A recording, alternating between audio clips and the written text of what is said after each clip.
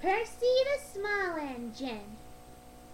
This is a story about Percy the little green tank engine. He was very cheeky and loved playing tricks on the other engines. But one day he needed to be brave. Percy loved playing tricks on the other engines, but these tricks sometimes got him into trouble. One morning he was being very cheeky indeed. "Peep, peep! Hurry up!" he whistled to Gordon. "Your express train's ready." Gordon thought he was late and came puffing out. But when he looked around, there was only a train of dirty coal trucks. "Ha ha!" laughed Percy, but Gordon didn't think it was funny at all. Next, it was James's turn. Percy told James to stay in the shed because the Fat Controller was coming to see him. James was a very proud engine and thought that the Fat Controller must want him to pull a special train. He stayed in the shed all day, and nothing his driver could do would make him move. The other engines were very annoyed. They had to do James's work as well as their own. At last the Fat Controller arrived. He was very cross with James, but he was even more angry with Percy when James explained what had happened. When Percy arrived back at the yard, the Fat Controller was waiting for him. "You shouldn't waste time playing silly tricks, Percy," he shouted the Fat Controller. "You should be a really useful engine." These pranks are reminding me of the ones Rainbow Dash pulled. Later that week, Thomas brought the Sunday school children to the beach. He asked Percy if he could take them home for him. Percy thought that it sounded like very hard work, but he promised Thomas he would help. The children had a lovely day, but by the afternoon there were very dark clouds overhead. Suddenly there was thunder and lightning, and the rain came lashing down. The children hurried to the station. Oh, I hate it when a special occasion is ruined by a storm. Annie and Clarabelle were waiting for them at the platform. The children scrambled into the warm coaches. "Percy, take these children home quickly, please," ordered the station master. The rain poured down on Percy's boiler. "Ugh!" he shivered. He thought about pretending that he had broken down, so another engine would have to go instead of him. But then he remembered his promise. He must make sure the children got home safely. "Attaboy, Percy!" Percy set off bravely, but his driver was worried. The rain was very heavy now, and the river was rising fast. "Oh, I remember this day." "Keep reading, Pinkie." "Oh, sorry." The rain was getting in Percy's eyes, and he couldn't see where he was going.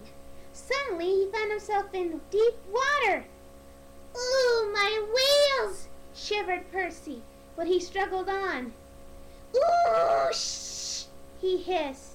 The rain was beginning to put out his fire. Uh-oh.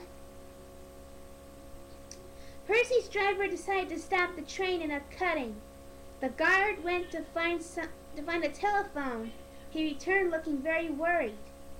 "We couldn't go back if we wanted to," he said. "The bridge near the junction is down." They would have to carry on to the next station. But Percy's fire had nearly gone out, and they needed more wood to keep it going. "We'll have to pull out the floorboards and burn them," said the fireman. So they had plenty of wood. Percy's fire burned well, and he felt warm and comfortable again. Suddenly there came a buzz, buzz, buzz. Harold was flying overhead. "Oh dear," thought Percy sadly. "Harold has come to laugh at me." Bump! Something thudded onto Percy's boiler. A parachute had landed on top of him. Harold hadn't come to laugh. He was dropping hot drinks for everyone. Ooh, I love hot drinks. Like hot cocoa, hot chocolate. "Pinkie!" "Oh, sorry." Everyone had a hot cocoa and felt much better. That's good. Percy had got some steam up now. Peep, peep! Thank you, Harold, he whistled. Come on, let's go! As Percy started to move, the water began to creep up and up and up. It began to put his fire out again. Ooh, shh! Shivered Percy. You can do it, Percy. Don't let the water stop you. Percy was losing steam, but he bravely carried on. I promised Thomas, he panted. I must keep my promise. The fireman piled his fire high with wood. I must do it, Percy gasped. I must! Percy made a last great effort and cleared the flood. 3 cheers for Percy, called the vicar, and the children cheered as loudly as they could.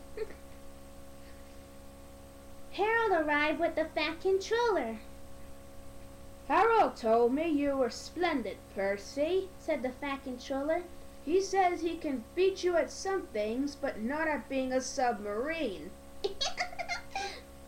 I don't know what you've both been doing, but I do know that you're a really useful engine. Oh, thank you, sir, whispered Percy happily. The news of Percy's adventure soon got back to the station. Gordon and James heard all about how Percy had kept his promise and traveled through the terrible storm to bring the children home safely. They both thought that he was a very brave engine. They both thought he was very brave and forgave him for all of his tricks. Percy realized that although playing tricks could be fun, it was much more important to be a really useful engine. The